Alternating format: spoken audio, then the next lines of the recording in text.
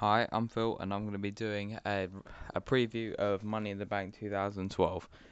First match will probably be the SmackDown Money in the Bank ladder match, which will include Damien Sandow, Sin Cara, Tenzai, Cody Rhodes, Tyson Kidd, Santino Marella, Christian, and Dolph Ziggler. Um, I think that I think Dolph Ziggler is going to win this one purely because he seems in the best position to win it, and he has the most potential. I don't see. You can already discount Tenzai, Damien Sandow, probably Sin Cara, and Tyson Kidd, and Santino Marella, leaving only Cody Rhodes, Dolph Ziggler, and Christian. Um, I don't think Christian was going to win because he's at a pretty old age, and I don't think WWE are going to give him another world title run. I don't see Cody Rhodes really winning because he's just not developed enough, and I can only see Dolph Ziggler as the only option really, unless they suddenly just want to go for Cody Rhodes. Um, Next up, we have the World Heavyweight Championship match: Sheamus versus Alberto Del Rio. Um, yeah, well, usually I'd probably go for Sheamus just because I don't think WWE are just going to let him drop the title just yet. I think he's going to have a really, really long reign, just beating random upper mid carders left, right, and centre. But sadly, I think WWE like Alberto Del Rio a lot, which means I think that they're probably going to. There could be an outside chance that he does actually win the belt, which I'm really against because I just hate Alberto Del Rio so much. He just all he is just he just never gets any heat at all when he comes out. And if you want to be a main event heel, you have to get at least some sort of crowd reaction. At least Daniel Bryan gets some sort of reaction in the end, whether it's cheers or boos. Alberto Del Rio gets absolutely nothing.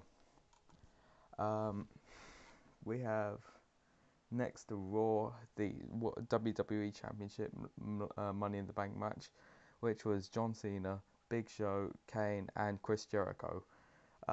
This match I think will is pretty interesting because it features four wrestlers who are main eventers, solid main eventers, and that's never been done before really in a Money in the Bank match. Usually there's just filled with upper mid carders and maybe one or two main eventers, and this only has four competitors as well, unless they include some surprise entrants.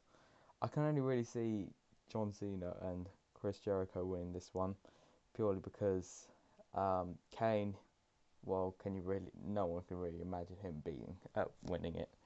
And Big Show, he's just past it. I think probably John Cena will win it though because WWE are probably going to set up a match between John Cena and CM Punk at SummerSlam, which I don't really mind, but I don't really want to see it happen because I don't think it'll be that interesting, really.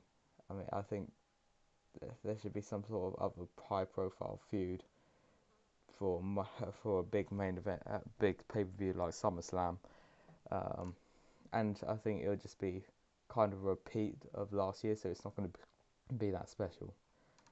And finally, we have the WWE Championship match: CM Punk versus Daniel Bryan, and this is probably the most unpredictable match on the card for me because I can't because if it was just CM Punk versus Daniel Bryan, I'd probably say I'd probably just say CM Punk winning it.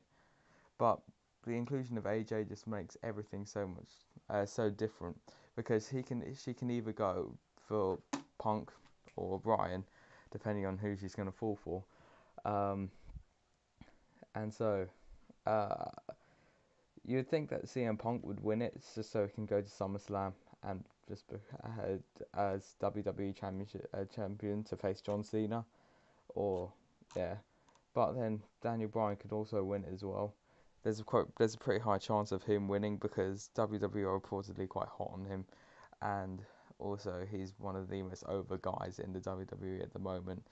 And I mean, you could just see it happening with another power couple with Daniel Bryan and AJ prancing around, causing terror amongst the WWE, which I would love because I love them as a couple. Thanks for listening.